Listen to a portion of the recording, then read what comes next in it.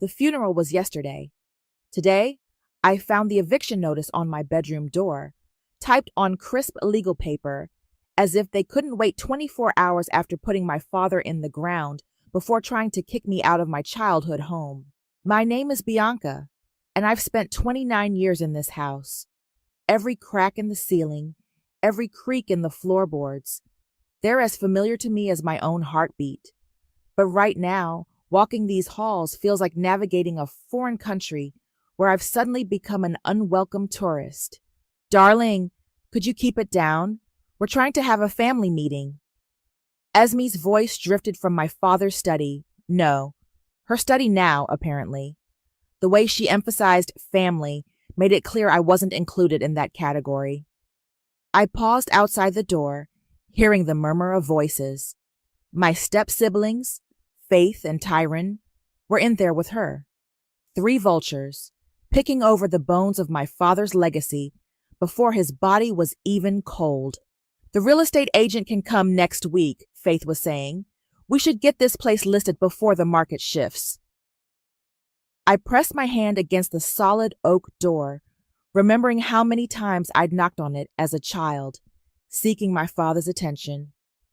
After he married Esme, those knocks went unanswered more and more frequently.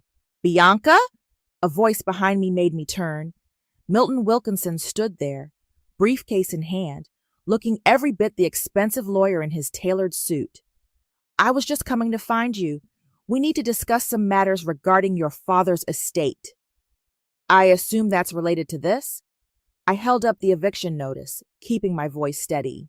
He smiled, the kind of smile that probably cost his clients $500 an hour. Among other things, perhaps we could set up a meeting for tomorrow, say 10 a.m. at my office. Wilkinson LLP. I read from his business card. The same firm that handled my father's will. Precisely. He nodded, already turning away.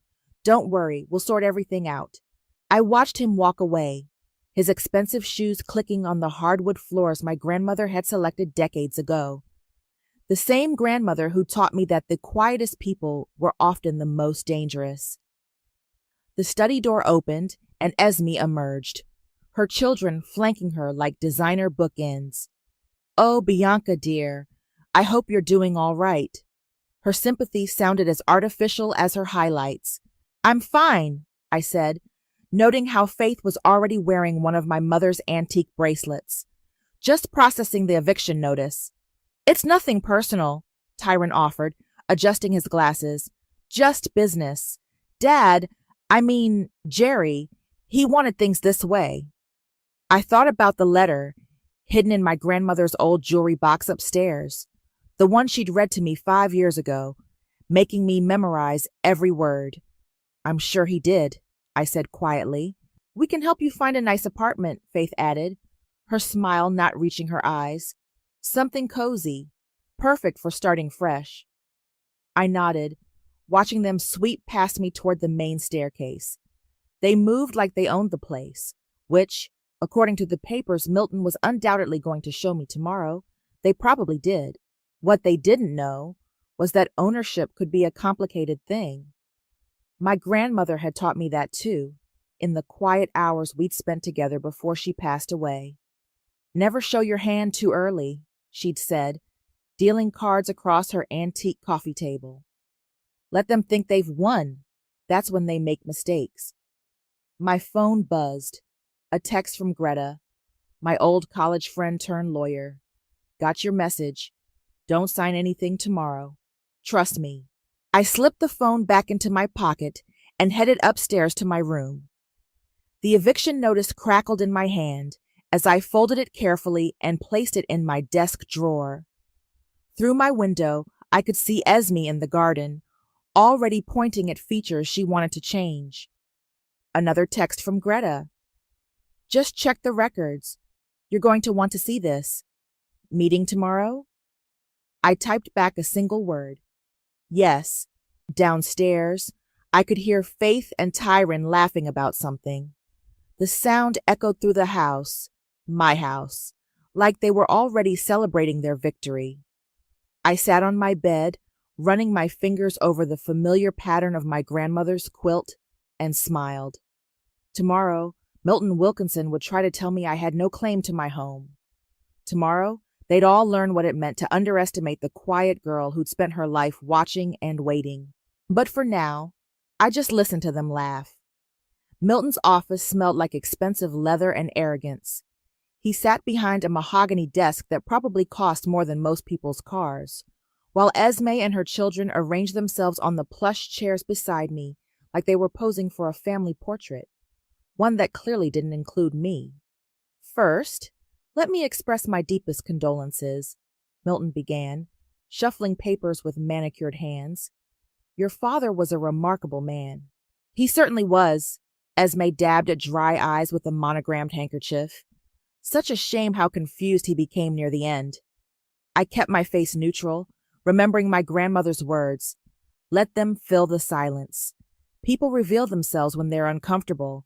Now, regarding the will, Milton continued, your father made some significant changes in his final months. He felt, given your successful career in real estate law, that you were more than capable of establishing yourself independently. Faith reached over and patted my hand. We all know how strong and independent you are, Bianca. I pulled my hand away, watching Milton extract a document from a leather folder. The estate, including the main residence and all associated properties, has been transferred to Esme and her children, he said, his tone carefully measured. You've been allocated a thank you sum of $50,000, which we feel is quite generous given the circumstances. The circumstances? I kept my voice quiet. Your father mentioned you'd grown distant in recent years, Esme interjected. He worried you didn't need him anymore. A memory flashed. My father's study door locked again, while Esme's voice murmured inside. Me, standing there with his birthday gift in hand, hearing them laugh about something I wasn't meant to hear. We're prepared to help with your transition, Tyron offered, looking bored, though you'll need to vacate the premises within 30 days. Milton slid the document toward me. If you'll just sign here, acknowledging receipt of the terms.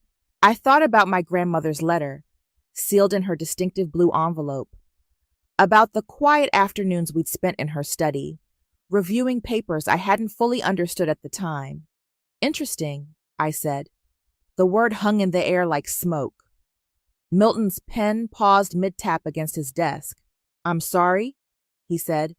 It's interesting that you're using the Anderson precedent for property transfer without consideration of pre-existing trust structures.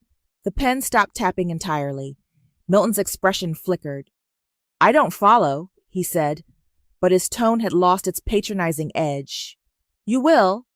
I stood up, smoothing my skirt. My lawyer will be in touch. Your lawyer?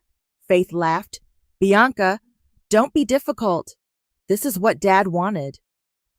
Jerry was very clear about his wishes, Esme added, her voice hardening. Don't embarrass yourself with pointless legal challenges. I picked up my bag, feeling the weight of my grandmother's letter inside. You know what my grandmother used to say about wishes? She said they're like butterflies, beautiful to look at, but terrible things to build a house on. Milton was already reaching for his phone. Perhaps we should discuss this further. No need, I cut him off. Greta Morrison will handle all future communications. Greta Morrison? The color drained from Milton's face. From Morrison and Associates? The same. I headed for the door, then paused. Oh, and Esme, that bracelet Faith's wearing, the sapphire one from the master bedroom. What about it? Esme snapped. It's not part of the estate. It belongs to my grandmother's trust. I'd like it returned by end of day. Faith's hand flew to her wrist. But Dad gave it to me. No, he didn't. Because he couldn't. Check the inventory from 2018. I smiled, channeling my grandmother's quiet steel. And while you're at it, you might want to check a few other things too. I left them sitting there, their perfect family portrait cracking at the edges. In the elevator, my phone buzzed with a text from Greta. Papers filed. You should see Milton's face when he gets the injunction. Another memory surfaced. My grandmother, teaching me chess on rainy afternoons. The best moves, she'd said, are the ones your opponent doesn't see coming until it's too late. I stepped out into the sunshine, hearing Faith's voice rise in panic from the office above. They thought they were dealing with a grieving daughter, too broken to fight back. They thought wrong. My phone buzzed again. Greta, ready to show them what a real estate lawyer can do? I typed back 2 words. Make it hurt. Behind me, Milton's office door slammed open. I heard hurried footsteps, but I didn't turn around. Let them chase. Let them worry. Let them finally understand that the quiet girl they dismissed had learned from the best. The game was just beginning. Your grandmother was a goddamn genius, Greta said, spreading documents across her office desk. Look at this structure. Shell companies, blind trusts, property holdings dating back 15 years. She built you a fortress while they weren't even watching. I picked up a deed from 2008. She knew this day would come. 5 years before your father married Esme, Greta nodded, her red hair catching the afternoon light. Your grandmother started moving assets the moment that woman walked into your lives. The memory hit me like a wave. I was 24, sitting in my grandmother's sunroom. She'd called me over urgently, holding a blue envelope. Listen carefully, sweetheart, she'd said, her voice strong despite her age. I'm going to read you something, and I need you to remember every word. I blinked back to the present as Greta slapped another folder down. They have no idea what's coming. That trust your grandmother set up, it owns controlling interest in 3 of the properties Esme thinks she just inherited. How did Milton miss this? Because your grandmother used Aaron to set it up. You remember Aaron? The financial manager everyone underestimated because he drove that beat-up Toyota? I smiled. Another of my grandmother's lessons: never trust anyone who spends more on their car than their education. Here's where it gets beautiful, Greta continued, pulling out a spreadsheet. The mortgage on Esme's precious vacation home, the one she got in the will, the trust holds the note. We can call it due any time. My phone buzzed. A text from Faith. We need to talk, please. Things are getting out of hand. I showed it to Greta, who snorted. They're starting to sweat. Good. Want to make them sweat more? What did you have in mind? She pulled out another document, this one bearing yesterday's date. Remember that development project Tyron's been bragging about? The one where he's planning to convert those rental properties into luxury Airbnbs? I nodded. Well, those properties? They're zoned residential only. No commercial use allowed. And guess who sits on the zoning board? Aaron, I said, finally understanding why my grandmother had insisted I keep in touch with her old financial manager. Bingo. Greta leaned back, satisfaction written across her face. Your grandmother didn't just leave you money, Bianca. She left you leverage. Another memory surfaced. My grandmother teaching me to play poker, using chocolate chips as betting tokens. The cards don't matter as much as knowing when to play them, she'd said, dealing another hand. So what's our next move? I asked. Greta's smile turned predatory. We let them dig themselves deeper. Tyron's already spent money on architects for those Airbnbs. Faith's been shopping for furniture for the main house. And Esme? She's already tried to list 2 properties she doesn't actually control. My phone buzzed again. Esme this time. This hostility is unnecessary. We're family. Let's discuss this like adults. Family, I muttered. Now they want to talk about family. Speaking of family, Greta said, pulling out one final document. Remember that antique collection your father kept in the study? The one Esme's been planning to auction? I nodded, thinking of the vintage watches and rare books my grandfather had collected. Your grandmother transferred ownership to the trust in 2010. If they try to sell even one piece, we can have them charged with theft. A knock at the office door interrupted us. Aaron walked in, still wearing his familiar, worn blazer. Sorry I'm late. Traffic was terrible. He set his battered briefcase on Greta's desk. But I brought something you might want to see. He pulled out a stack of papers, yellowed with age. Your grandmother asked me to hold these until the right time. They're the original property deeds, with some interesting notations about maintenance costs and tax obligations. Greta snatched them up, her eyes widening as she read. Oh, this is perfect. Esme hasn't paid property tax on any of these holdings since your father died. She's already in default. My phone buzzed one more time. Tyron, the contractors are here. Please don't do this. I looked at the message, then at the document spread across Greta's desk. My grandmother's careful planning, laid out like a chess game she'd started years ago. What do you want to do? Greta asked, pen poised. I thought about the eviction notice, about Faith wearing my mother's bracelet, about all the locked doors and excluded moments. Send them a dinner invitation, I said. Greta raised an eyebrow. A dinner invitation? Yes, at the house, tomorrow night. I picked up the property tax documents.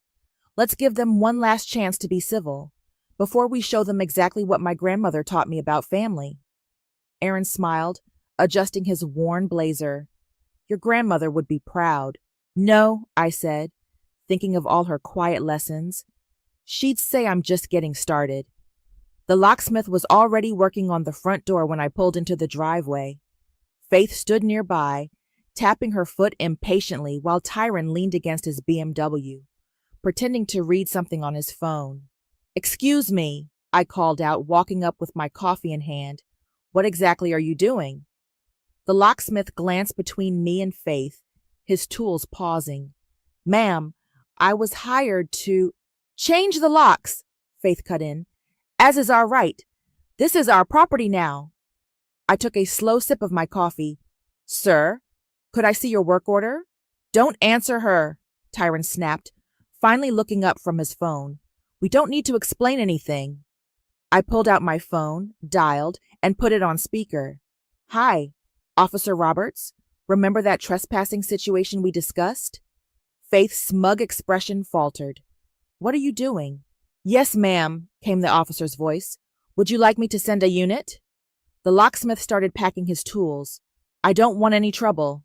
Neither do I said pleasantly. That's why I'm giving everyone here exactly 2 minutes to leave before Officer Roberts arrives to enforce the standing property order. Property order? Tyron pushed off his car. What property order? A police cruiser turned onto our street, lights flashing. The one my lawyer filed yesterday, I said. The one prohibiting any modifications to the property until ownership is legally settled. Faith's face turned red. This is ridiculous. Dad left us this house. Did he? I watched the cruiser park. Or did Esme convince a sick man to sign papers he didn't understand? Officer Roberts stepped out, adjusting his belt. Everything okay here, Miss Bianca? Just a misunderstanding, I said. These people were leaving. The locksmith was already gone, his truck pulling away. Tyron grabbed Faith's arm. Come on. This isn't worth getting arrested over. This isn't over, Faith hissed as they retreated to Tyron's car. No, I agreed. It's not. I waited until they drove away before turning to Officer Roberts. Thank you for coming so quickly. No problem. Your grandmother was always good to this department. He tipped his hat. We've got patrols watching the property, just like you requested. Later that afternoon, I sat in my favorite cafe downtown, pretending to work on my laptop while Faith and Tyron held court at a nearby table, loud enough for everyone to hear. That hideous study needs to go first, Faith was saying. All those awful old books and that prehistoric furniture. Already got a buyer for the art collection, Tyron added, and wait till you see the plans for the rental properties. High-end vacation rentals. We'll make a fortune. My phone buzzed, Greta sending files.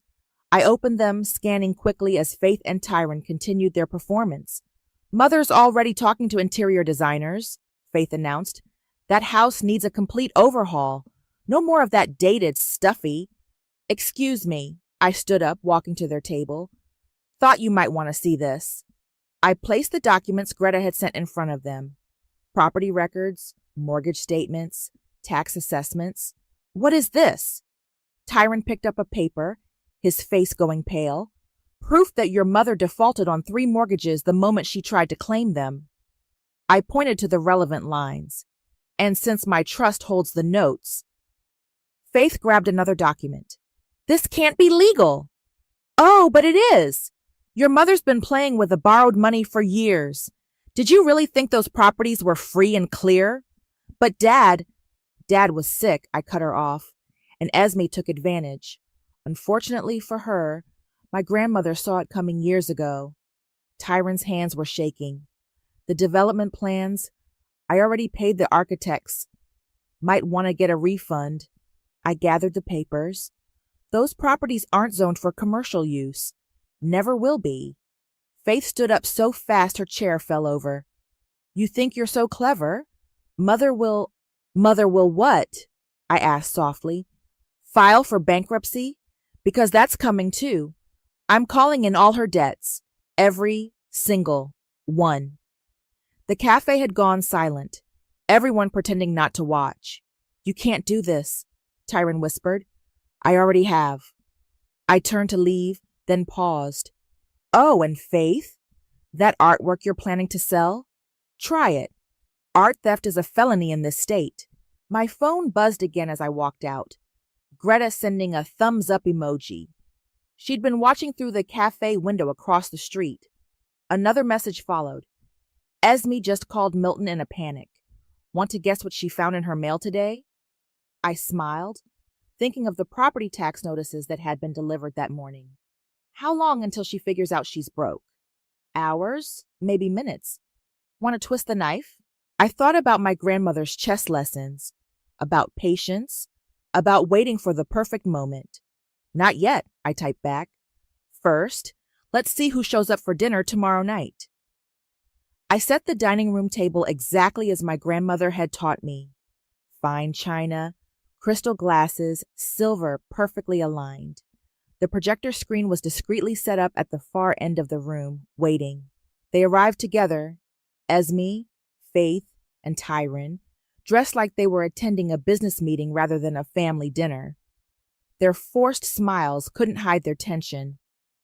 What a lovely gesture, Esme said, handing her coat to the housekeeper, the same one who'd worked for my grandmother for 20 years. Though I must say, we were surprised by the invitation. Were you? I gestured to their seats. I thought it was time we had a proper conversation about transitions. Faith fingered her water glass nervously, noticeably bare of my mother's bracelet. Bianca, about yesterday. Let's eat first, I interrupted, nodding to the housekeeper. Martha's made Dad's favorite pot roast. The first course arrived in uncomfortable silence. I watched Esme push her food around, noticed how Tyron's hand shook slightly as he reached for his wine. So, Esme finally said, your lawyer has been quite active lately. Has she? I took a sip of wine. I hadn't noticed. This hostility isn't necessary, Tyron cut in. We can work something out. I picked up a remote control. Actually, that's why I invited you here tonight. I wanted to share some family memories. The projector hummed to life, and suddenly the dining room wall filled with home video footage. My father, younger and healthier, playing with me in the garden. Oh, how sweet, Faith said, relief evident in her voice. Is this some kind of... The footage changed. Now it showed my father in his study, looking confused and frail, while Esme spoke to him in a sharp whisper. The timestamp showed 3 months ago. Esme's fork clattered against her plate. Where did you get that? The house has security cameras, I said calmly. Grandmother had them installed years ago. She never trusted you, you see. Another clip began playing. Esme arguing with my father about the will, his face distressed as she waved papers at him. Turn it off, Tyron demanded. Why? We're just getting to the good part. I forwarded to another clip. Faith and Tyron ransacking my mother's jewelry box the day after the funeral. Faith pushed back from the table. This is harassment. No, I said, pressing pause. This is evidence of coercion, of theft, of elder abuse. Would you like to see what else I have? Esme's composed facade cracked. What do you want? I pulled out an envelope and placed it on the table. Inside are default notices for 3 properties you thought you inherited. You have 30 days to vacate. You can't, Tyron started. I can. I do. I will. I laid out more papers. Here's the documentation showing the art collection belongs to my grandmother's trust. Here's the proof that you failed to pay property taxes. And here, I pulled out one final document, is a copy of the original will, the one Dad signed before you convinced him to change it. Esme's face had gone white. Those properties, they're all we have. No, they're all you thought you had. There's a difference. I stood up, walking to the projector. Would you like to see the footage of you forging Dad's signature on the bank documents? The police would find it fascinating. You're bluffing, Faith whispered. I played the clip. The color drained from Esme's face. Martha, I called out, could you please show our guests out? I believe they've lost their appetite. As they stood, shaking, I held up one final envelope. Oh, and Esme, this contains proof that you've been embezzling from your charity foundation. I'm sure the board would love to see it. You vindictive little, she started. Careful, I cut her off. Remember who taught me to be vindictive? You spent years showing me exactly how cruel family could be. Consider this your final lesson. They fled like shadows from sunlight, leaving their dinner untouched. Through the window, I watched them argue in the driveway before speeding away in Tyron's BMW. My phone buzzed. Greta, how'd it go? Exactly as planned, I replied. How long until the charity board receives those documents? First thing tomorrow. Want me to send the property tax notices to the county assessor too? I looked around the dining room, at the family portraits watching from the walls, at my grandmother's knowing smile in each one. Yes, I typed back. It's time to end this. Martha appeared at my elbow. Would you like me to clear the table, Miss Bianca? Not yet, I said, sitting back down at my place. I think I'll finish my dinner first. After all, I smiled, raising my glass to my grandmother's portrait. This is still my house. The doorbell rang at midnight. I knew who it was before I opened the door. Esme stood there, mascara smeared, clutching her designer handbag like a shield. We need to talk, she said, pushing past me into the foyer. This has gone far enough. I closed the door quietly, watching her pace on the antique rug. Has it? The charity board called an emergency meeting. Her voice cracked. They're auditing everything. Everything, Bianca. Isn't that what boards are supposed to do? She whirled to face me. I can offer you money, more than that pitiful sum in the will. Name your price. My price? I leaned against the doorframe. For what exactly? To make this go away. She dug through her bag, pulling out a checkbook. 200,000 right now. I smiled, thinking of my grandmother's voice. Money doesn't buy class, dear. It just rents it. The vacation house, Esme continued desperately. You can have it. Just call off the dogs. The house you mortgaged 3 times over? I shook my head. No thanks.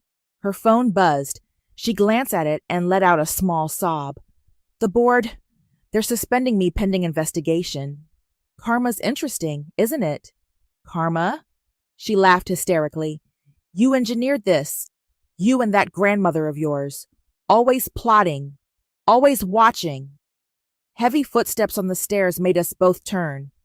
Tyron appeared, looking disheveled. Mother? What are you doing here? Your mother's offering to buy my silence, I said, with money she doesn't have. He stepped into the foyer. The architects called. They're demanding payment for the plans, but all our accounts are frozen. Frozen? Esme whispered. Standard procedure in fraud investigations, I explained. The charity board is being thorough. Tyron slumped against the wall. Faith's hysterical. The gallery she hired for the art auction is threatening to sue for breach of contract. That's not my problem, I said. Not your problem? Esme advanced on me. You're destroying our lives. No, I stepped forward, meeting her glare. I'm taking back what's mine. There's a difference. More footsteps. Faith this time, mascara rivaling her mother's. The rental property? There are people at the rental property. County assessors, I nodded, doing their job. They're changing the locks. She grabbed Tyron's arm. All our stuff is in there. House should have paid those property taxes, I said. But you were too busy planning renovations that would never happen. Esme sank onto the stairs, her designer dress crumpling. Please, we're family. Family? I walked to the study door, my father's study, and opened it. Family doesn't manipulate dying men into changing their wills. Family doesn't steal inheritances or forge signatures. We can fix this, Tyron pleaded. Together. We'll find a way. There is no we, I cut him off. There never was. You made sure of that years ago. Faith started crying. Where are we supposed to go? That's not my problem either. I checked my watch. But you need to leave. Now. This isn't over. Esme stood, trying to gather her dignity. We'll fight this in court. With what money? I asked quietly. Your assets are frozen. Your reputation is ruined. Your lawyer dropped you this afternoon. Yes, Milton called to tell me himself. They stood there, these people who tried to erase me from my own home, looking lost and small in the grand foyer. Get out, I said, all of you, before I call the police. They shuffled toward the door, a broken parade of designer clothes and shattered arrogance. But Esme paused at the threshold, turning back with venom in her eyes. Your father would be ashamed, she spat. My father stopped being himself the moment you started poisoning his mind, I replied. But my grandmother, she'd be proud. She taught me everything I needed to know about people like you. I closed the door on their faces, listening to their footsteps fade into the night. My phone buzzed. Greta sending updates. County seized the rental property. Charity board voted to pursue criminal charges. Art gallery filed their lawsuit. Want me to keep going? I walked to my father's study, running my hand along his desk. Tomorrow, I'd start going through his papers, trying to piece together the man he was before Esme. But tonight? No, I typed back to Greta. I think they've had enough for one day. Another text came through. This one from Aaron. Your grandmother left one more envelope. Said to give it to you when the storm passes. Ready for it? I looked around the study at the space that was finally truly mine again. At the home my grandmother had helped me protect without ever living to see the victory. Yes, I replied. I'm ready. The quiet house settled around me, its familiar creaks and groans welcoming me home. Outside, I heard Tyron's BMW start up and drive away for the last time. The storm hadn't just passed. I was the storm. The courthouse buzzed with tension as I walked through the security checkpoint. Reporters clustered near the entrance, but I moved past them without comment. My grandmother always said silence spoke louder than words. Courtroom 3 was already packed. Esme, Faith, and Tyron huddled with their new lawyer, a desperate-looking man in an off-the-rack suit. Milton sat in the back, pretending to be invisible. Greta met me at our table, red hair pulled back severely. Ready? Born ready, I said, setting down my briefcase. The judge entered, a no-nonsense woman who'd known my grandmother from charity work. As everyone settled, I caught Esme shooting me a venomous look. Your Honor, Esme's lawyer began, this case is a simple family dispute that's been blown out of proportion. Simple? Greta stood. Your Honor, we have documented evidence of fraud, coercion, and elder abuse. We have video footage of the defendant forging signatures. We have— Objection, Esme's lawyer sputtered. Those videos were obtained without consent. In a private residence, the judge noted, where the owner had every right to install security cameras. Overruled. Faith started crying quietly. Tyron stared at his hands. Furthermore, Greta continued. We have proof that Mrs. Gibson systematically manipulated her husband's finances while he was mentally incapacitated. The evidence mounted like a tidal wave. Bank records, medical reports, witness statements from household staff. With each new document, Esme seemed to shrink further into herself. And finally, Greta pulled out one last file. We have the original will, witnessed and notarized, showing Mr. Gibson's true intentions before his illness. This is persecution. Esme suddenly stood, her voice shrill. We're the victims here. This ungrateful girl. Mrs. Gibson, the judge cut in sharply. Sit down, or I'll have you removed. The next hour passed in a blur of legal terms and rulings. When the judge finally spoke her decision, it fell like a hammer. The court finds in favor of the plaintiff. All properties and assets are to be returned to their rightful owner under the terms of the original will and existing trust structure. Faith collapsed into Tyron's arms. Esme sat frozen. Furthermore, the judge continued, given the evidence of financial misconduct, I'm referring this case to the district attorney's office for potential criminal charges. Reporters scribbled frantically. Cameras clicked. Court adjourned. As people began filing out, Esme rushed toward me, her face contorted. You've ruined everything. We're destitute because of you. No, I said quietly. You're destitute because you tried to steal what wasn't yours. Security stepped between us, but I wasn't finished. I leaned close to Esme's ear and whispered, There's no karma, just cause and effect. You wrote your ending the moment you decided to betray my father. In the hallway, reporters swarmed, shouting questions. Through the chaos, I saw Milton trying to slip away. Mr. Wilkinson, I called out. He froze. The Bar Association might be interested in your role in all this. He hurried away, leaving his briefcase behind in his haste. Outside the courthouse, Greta handed me a stack of papers. Property transfers are already being processed. The estate is yours, officially and completely. And them? I nodded toward Esme and her children, huddled miserably by their lawyer's car. Faith and Tyron are moving into studio apartments downtown. Esme, Greta smiled grimly. Well, the charity board's criminal complaint is just the beginning. My phone buzzed. Aaron sending a photo of the for sale sign being removed from the family estate's front lawn. Miss Bianca? A young reporter approached cautiously. Would you like to make a statement? I thought about all the statements I'd wanted to make over the years. About being sidelined in my own home. About watching my father slip away under Esme's influence. About my grandmother's quiet strength. No, I said simply. The truth speaks for itself. As we walked to the car, Greta squeezed my arm. Your grandmother would have loved this. She did love it, I said. She orchestrated it years ago. We just had to follow her plan. One last glance back showed me Esme being served with more papers, probably from the charity board. Faith was crying into her phone, likely begging friends for a place to stay. Tyron just looked lost. Ready to go home? Greta asked. Home.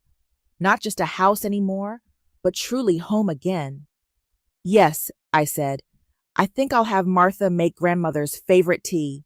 We have some celebrating to do. The courthouse steps fell away behind us as we drove toward the estate. My estate. Where quiet strength had finally won over loud greed, just as my grandmother had always promised it would. Martha set the tea tray on my grandmother's favorite side table as I opened the final blue envelope Aaron had delivered. The paper inside was crisp, my grandmother's elegant handwriting as clear as if she'd written it yesterday. My dearest Bianca, I read aloud, if you're reading this, then everything has played out as we planned. A knock at the door interrupted me. Greta entered, carrying a thick manila envelope. You won't believe what just came across my desk. Try me. I gestured for her to sit. Publishing house. They want your story. 6-figure advance. She pulled out a contract. Apparently, Someone leaked the courthouse drama to a literary agent. I set my grandmother's letter aside. Not interested. What? Bianca, this is huge. People love justice stories like this. This was never about publicity, I said, picking up my tea. It was about setting things right. My phone buzzed, a news alert. I opened it to find Esme's face plastered across the local news website. Local charity board chair arrested for embezzlement. Saw that coming, Greta said, helping herself to tea. Faith and Tyron. Faith's working as a receptionist downtown. Tyron's selling insurance in the next state over. I closed the article. They're learning to live without trust funds. And the properties? The rental homes have good tenants who deserve stability. I'm keeping them affordable. I smiled. Grandmother always said real estate should shelter people, not just wealth. Martha appeared at the door. Miss Bianca, Mr. Aaron is here. Aaron walked in, still in his worn blazer, carrying a familiar wooden box. Found this in your grandmother's safety deposit box. Thought you might want it now. Inside the box lay photographs, dozens of them. My father as a young man, laughing with my mother. Me as a baby cradled in my grandmother's arms. Family moments. Esme had tried to erase, preserved perfectly. There's more, Aaron said, pulling out a small key. Your grandmother left instructions about the study. We walked to my father's old study together. The key fit a hidden panel behind his desk, a compartment I'd never known existed. Inside lay another letter, this one in my father's handwriting. He wrote it before he got sick, Aaron explained. Your grandmother made sure it was safe. My hand shook as I opened it. My dearest daughter, I read, if you're reading this, then I failed to protect you. But your grandmother didn't. Greta squeezed my arm as I read silently. My father's words. His real words, not the ones Esme had forced him to write, filled the page with love and regret. He knew, I said finally. He knew what she was doing, but he was too sick to stop it. That's why your grandmother set everything up, Aaron said. She promised him she'd make it right. A noise from the hallway made us turn. Martha stood there with a small package. This just arrived for you, Miss Bianca. Inside was a worn leather diary, my mother's. A note from my grandmother's lawyer explained it had been held in trust, to be delivered only after the estate was secured. Your grandmother thought of everything, Greta said softly. No, I corrected her. She taught me everything. About patience, about justice, about being strong without being cruel. I walked to the window, looking out at the garden where I'd played as a child, where my grandmother had taught me chess and cards and the quiet power of waiting. The publishing house called again, Greta said. They're very persistent. Tell them no. I turned back to the room, to the study that now held no bitter memories, only heritage. Some stories aren't meant for everyone. Speaking of stories, Aaron pulled out one final envelope. The charity board wanted you to know. They're renaming the foundation. After your grandmother. I smiled, thinking of Esme's face when she'd hear that news in her jail cell. Miss Bianca? Martha appeared again. Will you be taking dinner in the dining room? Yes, I said. Set 3 places, and use grandmother's china. As Martha left, Greta raised an eyebrow. 3? You 2 are staying, I said. Family dinner. Real family. We settled into the dining room as evening fell, sharing stories about my grandmother, about justice, about quiet victories. The house felt warm, lived in, loved again. They tried to take my home, I said, raising my glass. They ended up giving me their future. To serenity, Aaron said, using my grandmother's name for the first time. To serenity, Greta echoed. I touched my glass to theirs, watching the sunset paint the dining room gold. Outside, the garden my grandmother had planted bloomed bright and strong, just like the legacy she'd left behind, just like me.